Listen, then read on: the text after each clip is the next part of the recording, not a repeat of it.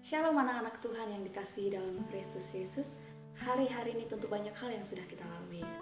Baik itu perkara yang membuat kita sangat bahagia, entah itu perkara yang sangat membuat kita sedih sekali, atau perkara yang membuat kita terlalu bersemangat, atau perkara yang membuat kita sangat drop sekali. Yang mau aku sampaikan di sini, aku punya sebuah cerita. Suatu ketika saat aku dan beberapa teman ke sebuah pertemuan, di pertemuan itu aku ketemu sama seorang ibu. Dia tulis di sebuah kertas dengan sebuah pesan, ini untuk Devi. Dan saat kertas itu aku buka, ternyata isinya uang. Bahagia sekali hatiku, dapat uang begitu ya.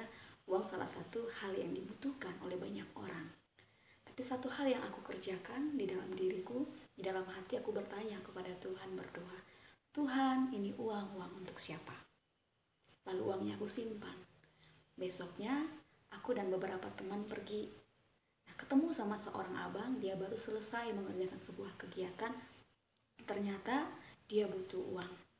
Jadi uang yang ada di tanganku yang diberi sama seorang ibu tadi, aku hanya sebatas saluran atau istilahnya uangnya cuma numpang lewat begitu ya. Lalu uang itu aku berikan kepada dia.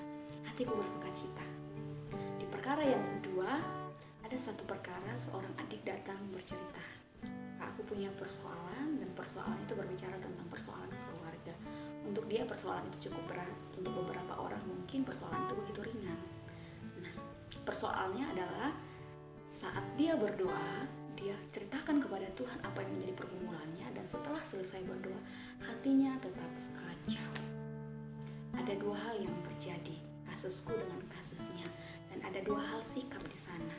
Nah, sebagai anak-anak Tuhan, saat kita mengalami momen bahagia ataupun sedih, apa yang sering kita kerjakan? Saat bahagia, banyak sekali orang melupakan Tuhan. Saat dia bersedih, banyak sekali orang baru mengingat Tuhan. Dan saat dia bersedih, dia berdoa, dia mengalami satu hal, hatinya tetap kacau, padahal sudah berdoa. Dia tetap stres, dia tetap pusing. Kenapa? Hal yang mau aku sampaikan tentang doa, saat kita berdoa pertama, kita harus mengerti bahwa Allah berdaulat atas hidup saya, hidup semua orang. Allah berdaulat atas segala sesuatu di dalam hidup kita, atas bumi ini.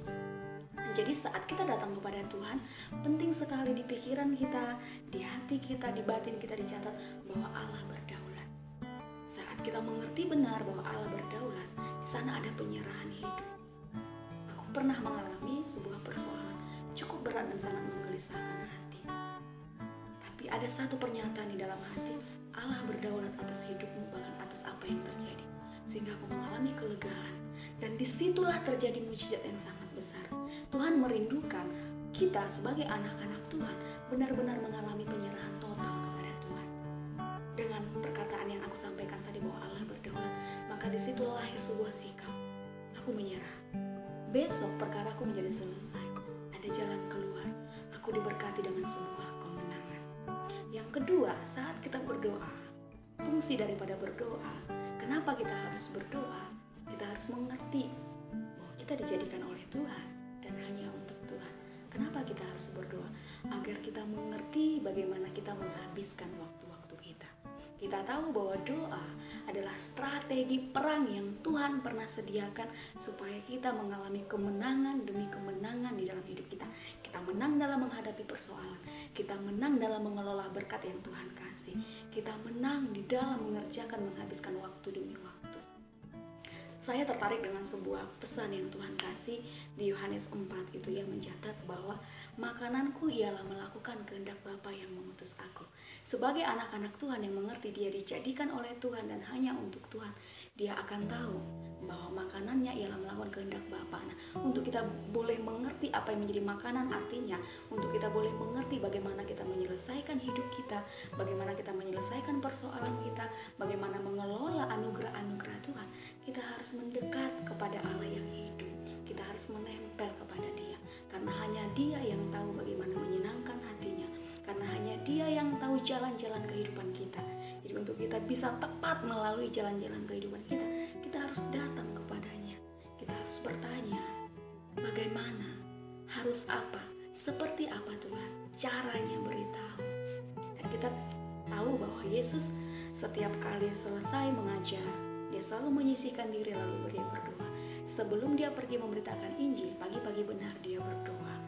Bahkan sebelum dia memilih murid-murid, dia berdoa dalam mengambil keputusan. Bahkan sebelum dia disalibkan, dia berdoa. Bahkan setelah dia di kayu salib, dia pun tetap berdoa. Bapa, ampunilah mereka sebab mereka tidak tahu apa yang mereka perbuat. Jadi kehidupan Yesus penuh dengan doa. Sebagai anak-anak Tuhan, kita penting berdoa supaya kita melalui hari-hari kita tepat seperti apa yang Tuhan mau.